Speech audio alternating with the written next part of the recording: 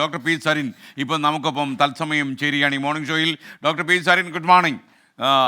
ഒരു കാരണവശാലും താങ്കളെ കൈവിടരുത് എന്നാണ് നിമിഷങ്ങൾക്ക് മുമ്പ് തിരുവനന്തപുരം AK സെൻ്റർ മുന്നിൽ വെച്ച് AK ബാലൻ സഖാവ് പറയുന്നത്. അപ്പോൾ എന്താണ് അതിനെക്കുറിച്ചുള്ള ഡോക്ടർ സരിൻ്റെ ആദ്യ അഭിപ്രായം? Good morning SKN. Good morning. തെരഞ്ഞെടുപ്പ് ജയവും പരാജയവുമല്ല ഒരു പൊതുരംഗത്ത് ഇടപെടുന്ന ഒരാളുടെ അവസാനത്തെ ജനങ്ങളിൽ നിന്ന് വായിച്ചെടുക്കാനുള്ളതിൻ്റെ സൂചന. അത് നിരന്തരം കമ്മ്യൂണിക്കേറ്റ് ചെയ്യപ്പെടാനുള്ള ഒരു വഴി മാത്രമാണല്ലോ തെരഞ്ഞെടുപ്പ്. അപ്പോൾ അതിൽ പരാജയപ്പെട്ടു എന്നുള്ളത് കൊണ്ട് തന്നെ നിരാശയല്ല ഉള്ളത്, പകരം കൂടുതൽ പ്രതീക്ഷയാണ്. നമുക്ക് ഇനിയും ചെയ്യാൻ ഒരുപാടുണ്ട്. അത് ചെയ്യാൻ കൃത്യമായ നിലപാടുള്ളൊരു രാഷ്ട്രീയ പ്രസ്ഥാനത്തിൻ്റെ കൂട്ടുണ്ട്. ആ കൂട്ടുകെട്ടിൽ ജനങ്ങളുടെ ഇടയിലേക്ക് എത്താൻ, അത് വളരെ കൃത്യമായി രാഷ്ട്രീയം പറഞ്ഞു തന്നെ എത്താൻ, ആശയവും ആദർശവും ആ നിലപാടും ഒക്കെ ഉറപ്പിച്ചു പറയാൻ പറ്റുന്ന വിധം കേരളത്തിൻ്റെ പൊതുസമൂഹത്തിൽ ഇടപെടാൻ സാധിക്കുമെന്നുള്ളൊരു പ്രതീക്ഷയാണ് മുന്നിലുള്ളത്.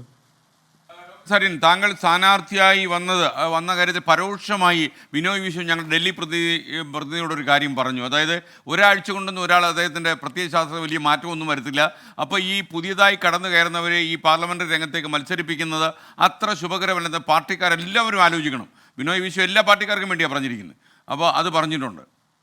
അപ്പോൾ അതിനെക്കുറിച്ച് താങ്കളുടെ ഒരു അഭിപ്രായം എങ്ങനെ? ഒറ്റയാഴ്ച കൊണ്ട് എങ്ങനെയാണ് ഈ പ്രത്യയശാസ്ത്രത്തിൽ മാറ്റം ഉണ്ടാകുക? അതേ മനോഭാവത്തിൽ താങ്കൾ ഇടതുപക്ഷത്തേക്ക് ചേക്കേറി, കോൺഗ്രസ്സുകാരനായിരുന്നു ഇന്നലെ വരെ, ഇന്ന് CPM-ലേക്ക് ചേക്കേറി.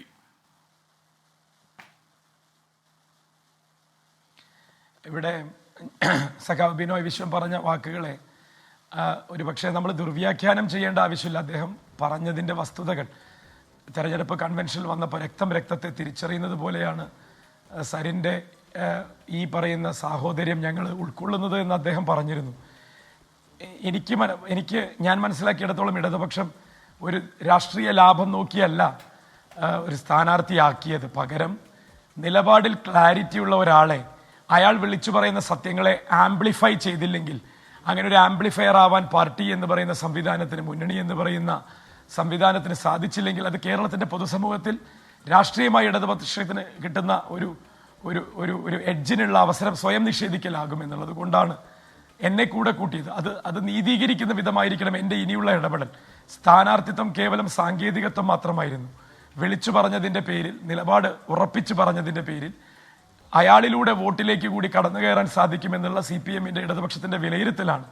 അത് പക്ഷേ തെറ്റായിപ്പോയി എന്ന് ബിനോയ് വിശ്വം സഖാവ് അത് പറയുന്നത് ഈ ഒരു തെരഞ്ഞെടുപ്പ് ഫലത്തെ മുൻനിർത്തി തന്നെ ആകണം എന്നില്ല. പകരം നമ്മളിലെ ആശയ വ്യക്തതയ്ക്ക് ഏതെങ്കിലും തരത്തിൽ കുറവുണ്ടോ, അല്ലെങ്കിൽ സരിൻ പറഞ്ഞ കാര്യങ്ങളിൽ ഇത്ര പെട്ടെന്ന് എങ്ങനെയാണ് സരിന് മാറ്റി പറയാൻ പറ്റുന്നത് എന്നുള്ളതിൻ്റെയൊക്കെ ഒരു കൺഫ്യൂഷൻ അല്ല അദ്ദേഹം പ്രകടിപ്പിച്ചത്. പകരം പാർട്ടി അത് വിലയിരുത്തുന്ന സമയത്ത് പാർട്ടിയുടെ കേഡറിനെ കുറച്ചുകൂടി വിശ്വാസ്യതയിൽ എടുക്കാൻ ഉള്ള സമയം കൊടുക്കണം എന്നുള്ളതാണ്. എല്ലാം പെട്ടെന്നായി പോയല്ലോ. പക്ഷെ ഞാൻ പറയുന്നു, ഇടതുപക്ഷത്തിൻ്റെ പ്രവർത്തകരോരോന്നും ഒരു നിമിഷം പോലും അവർക്ക് ലഭിച്ചില്ല ഈ വരുന്ന ആളാരാണ് എന്താണെന്ന് മനസ്സിലാക്കാൻ. എന്നിട്ട് പോലും നമ്മൾ പറയുന്നതിലെ ഹൃദയ ബന്ധങ്ങൾ ഉണ്ടാക്കിയെടുക്കാൻ പറ്റുന്നതിലെ സത്യസന്ധതയൊക്കെ അവർ തിരിച്ചറിഞ്ഞുകൊണ്ട് തന്നെ വലിയൊരു പോരാട്ടമാണ് പ്രചരണത്തിൽ നമ്മൾ കാഴ്ചവെക്കാൻ സാധിച്ചത് പാലക്കാട്.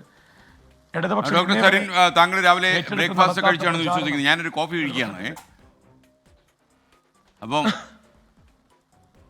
ഒരു കാര്യം കൂടി ഡോക്ടർ സരിൻ, കാരണം യഥാർത്ഥത്തിൽ ഈ ഇപ്പോൾ ഒരു തിരഞ്ഞെടുപ്പാകുമ്പോൾ ഒരുപാട് ആൾക്കാർ സ്ഥാനാർത്ഥിയാകാനൊക്കെ ആഗ്രഹിക്കണം, അതിപ്പം ഇടതുപക്ഷത്തായാലും വലതുപക്ഷത്തായാലും. അപ്പോൾ ഈ താങ്കളുടെ ഈ പരാജയം വന്നതിന് ശേഷം ഒരു സരിൻ ഇഫക്റ്റ് ഇല്ല എന്നുള്ള രീതിയിൽ താങ്കൾക്കെതിരെ ഒരു പ്രചാരവേല ഈ പാലക്കാട് ഇടതുപക്ഷത്ത് നിൽക്കുന്നവരും മറ്റുള്ള ചില ആളുകളും നടത്തുന്നുണ്ടോ ഇപ്പോൾ? അല്ല, അങ്ങനെയല്ല. വ്യക്തിപരമായിട്ടല്ലെങ്കിലും ഒരു ഇഫക്റ്റ് എന്ന് പറയുന്ന ഒരു ലേബലല്ല ഇടതുപക്ഷത്തിൻ്റെ രാഷ്ട്രീയം. ഇടതുപക്ഷത്തിൻ്റെ രാഷ്ട്രീയം കൂട്ടായ ഉത്തരവാദിത്വവും അതിന് ചില മുഖങ്ങളെ മുൻനിർത്തിക്കൊണ്ടുള്ള ജനങ്ങളുടെ ഇടയിലേക്കുള്ള തെരഞ്ഞെടുപ്പ് രീതികളുമാണ്. കേവലം വ്യക്തിപ്രഭാവത്തിൻ്റെ പുറത്തല്ല ഒരു ഇലക്ഷനും തെരഞ്ഞെടുപ്പുകളിൽ ഇടതുപക്ഷത്തിൻ്റെ ജനവിധി ഇടതുപക്ഷത്തിന് അനുകൂലമാകുന്നതിനെ കാണേണ്ടതോ, അല്ലെങ്കിൽ ഏതെങ്കിലും തരത്തിൽ അത് വിജയിക്കാൻ സാധിച്ചില്ലെങ്കിൽ അതിനെ വിലയിരുത്തേണ്ടതോ. അപ്പം ഞാനൊരു പ്രതിഭാസമൊന്നും അല്ല, അല്ലെങ്കിലും എന്നിൽ ഉള്ള ശരിയ സത്യങ്ങളെ, എന്നിലുള്ള ചെറിയ കഴിവുകളെ ജനങ്ങളുടെ മുന്നിലേക്ക് അവതരിപ്പിക്കാൻ നിരന്തരം ശ്രമിക്കുന്ന ഒരാളാണ്. അതിൽ ഒരു വിശ്രമവും ആഗ്രഹിക്കാത്ത ഒരാളാണ്. വെറുതെ ഇരിക്കാൻ താല്പര്യമില്ല. പറയാനും പ്രവർത്തിക്കാനും സത്യസന്ധമായ കാര്യങ്ങളുടെ ഉറപ്പുള്ള ബലം ഉള്ള കാര്യങ്ങൾ ജനങ്ങളോട് പറയണം. അത് തുടരും, അതിൽ യാതൊരു തർക്കവുമില്ല. UDF നേടിയ വിജയം എന്തിൻ്റെ ഇഫക്റ്റാണ് എന്നുള്ളതും കൂടി എല്ലാവരും ചർച്ച ചെയ്യേണ്ടുന്ന ഒരു തെരഞ്ഞെടുപ്പ് കൂടിയാണിത്. സാറിന് ഒരു കാര്യം കൂടി, താങ്കൾ ഈ തെരഞ്ഞെടുപ്പ് കാലത്തും നമുക്കത് ചർച്ച ചെയ്യാൻ പറ്റില്ല.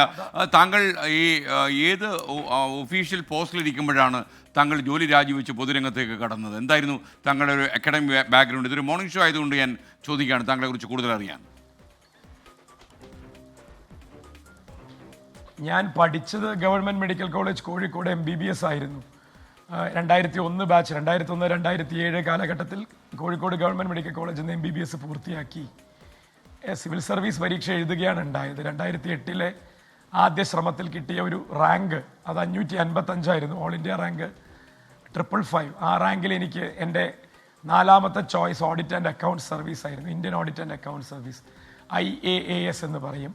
CAGയുടെ ഓഡിറ്റ്, കൺട്രോളർ ആൻഡ് ഓഡിറ്റർ ജനറലിൻ്റെ ഓഡിറ്റ്, നാട്ടിലൊക്കെ AG's ഓഫീസ്, അക്കൗണ്ടൻറ്റ് ജനറൽ ഓഫീസിലെ സർക്കാരിൻ്റെ വരവ് ചെലവ് കണക്കുകളുടെ സൂക്ഷിപ്പുകാരും അത് ഓഡിറ്റ് ചെയ്യുന്നതുമായ ഉത്തരവാദിത്വമാണ് നമുക്ക്.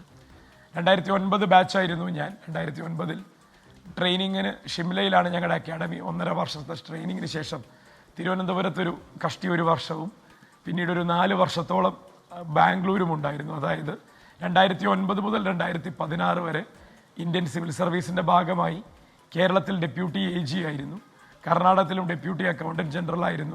6.5 വർഷത്തെ സർവീസിന് ശേഷം 2016 മെയ് മാസത്തിലാണ് ജോലി രാജിവെച്ച് പൊതുരംഗത്തേക്ക് വരുന്നതിന് വേണ്ടി സ്വയം ഒരു തീരുമാനമെടുക്കുന്നതും അത് നടപ്പിലാക്കാൻ ഒരു മാർഗം കോൺഗ്രസിലൂടെയാണ് എന്ന് സ്വയം തീരുമാനിച്ചിറങ്ങി വരുന്നത്. ഓക്കെ, ഡോക്ടർ സാരിൻ, ഇപ്പോൾ നമ്മുടെ 24 എക്സിക്യൂട്ടീവ് എഡിറ്റർ KR ഗോപികൃഷ്ണൻ കൂടി എനിക്കൊപ്പം ചേരുകയാണ്. അദ്ദേഹം 2-3 ചോദ്യങ്ങൾ അദ്ദേഹത്തിൻ്റെ ആവനാഴിയിൽ സൂക്ഷിച്ചിരിക്കുന്നു താങ്കളോട് ചോദിക്കാൻ വേണ്ടി. Gopikrishnan. Doctor Sarin, good morning. Congratulations, നല്ല ഒരു മത്സരം പാലക്കാട് കാഴ്ചവെച്ചതിന് തുടക്കത്തിൽ തന്നെ. സരിൻ, എനിക്ക് ചോദിക്കാനുള്ളത്, സരിൻ, ഇപ്പോൾ താങ്കളുടെ തൊട്ടെതിർ സ്ഥാനാർത്ഥി വിജയിയായ രാഹുൽ മാങ്കൂട്ടത്തിന് കഴിഞ്ഞ തവണത്തേക്കാൾ 4 ഇരട്ടി ഭൂരിപക്ഷത്തിലാണ് ആ വിജയം ഉണ്ടായതെന്ന കാര്യം താങ്കൾ ശ്രദ്ധിക്കുമല്ലോ.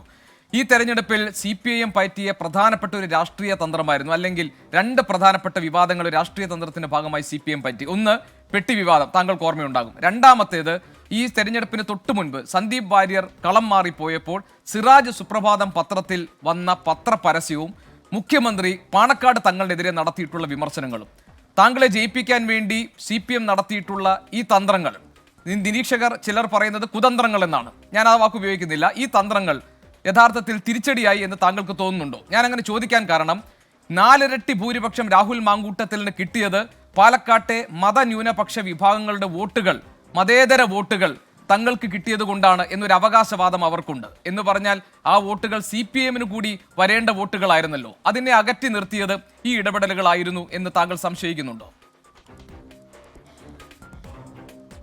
ഗോപി, ഒരിക്കലും അങ്ങനെയല്ല ഇതിനെ വിലയിരുത്തേണ്ടത്. എനിക്ക് അത്തരത്തിൽ ഒരു സംശയവുമില്ല.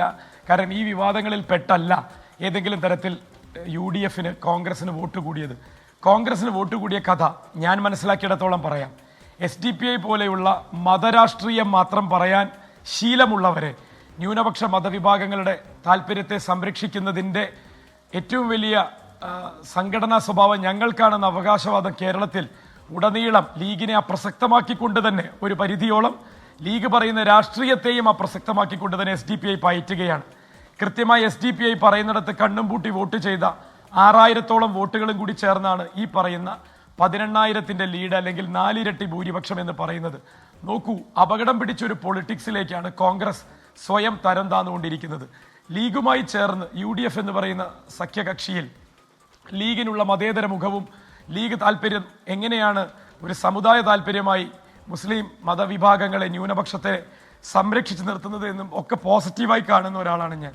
പക്ഷേ അതേ സ്പേസിലേക്ക് ലീഗിൻ്റെ അടക്കം അർദ്ധസമ്മതത്തോടുകൂടി പാലക്കാട്ടത്തെ 10,000-ഓളം വരുന്ന മുസ്ലിം സമുദായങ്ങളുടെ വീടുകളിലേക്ക് കയറി ചെല്ലാൻ ഇത്തവണ സ്ക്വാഡ് രൂപീകരിക്കുമ്പോൾ SDPI പോലെയുള്ള ജമാഅത്തെ ഇസ്ലാമിയുടെയൊക്കെ ഒരുപക്ഷെ ഏറ്റവും അങ്ങേയറ്റത്തെ മതസ്വാധീനത്തിൽപ്പെട്ട് മാത്രം രാഷ്ട്രീയം പറയുന്ന, മറ്റ് മതന്യൂനപക്ഷങ്ങളുടെ രാഷ്ട്രീയത്തിൽ മുസ്ലിം സമുദായത്തിൻ്റെ രാഷ്ട്രീയത്തെ അപകടം പിടിച്ച രീതിയിൽ മാത്രം അവതരിപ്പിക്കാൻ ശീലമുള്ളവർ ആ ശീലവുമായി മുന്നോട്ട് പോകട്ടെ എന്ന് സമ്മതം കൊടുത്ത് സ്ക്വാഡ് വർക്കിനും പള്ളിമുറ്റങ്ങളെ പോലും ലഘുലേഖ വിതരണത്തിനുള്ള സാഹചര്യങ്ങൾ ഒരുക്കി കൊടുത്തതും ലീഗിന്റെ അറിവോടുകൂടി കോൺഗ്രസ് ആണ്. കോൺഗ്രസിന്റെ പ്രചാരകരല്ല മുസ്ലിം സമുദായത്തിൽപ്പെട്ടവരുടെ വീടുകളിലേക്ക് പോകുന്നത്. അല്ല ഡോക്ടർ സരിൻ, എന്റെ ചോദ്യം അതായിരുന്നില്ല. എന്റെ ചോദ്യം മതേതരത്വ വോട്ടുകൾ CPM-ലേക്ക് വരാതിരുന്നതിന്റെ കാരണം എന്താണ്? അതായത് മുസ്ലിം ന്യൂനപക്ഷ വോട്ടുകളും ക്രൈസ്തവ ന്യൂനപക്ഷ വോട്ടുകളും ഇക്കുറി CPM-നെ തുണയ്ക്കാതിരുന്നതിന്റെ രാഷ്ട്രീയ കാരണങ്ങൾ എന്താണ്? അവിടെ മത്സരിച്ച വ്യക്തി എന്ന നിലയിൽ താങ്കൾ എങ്ങനെയാണ് അതിനെ കാണുന്നത്?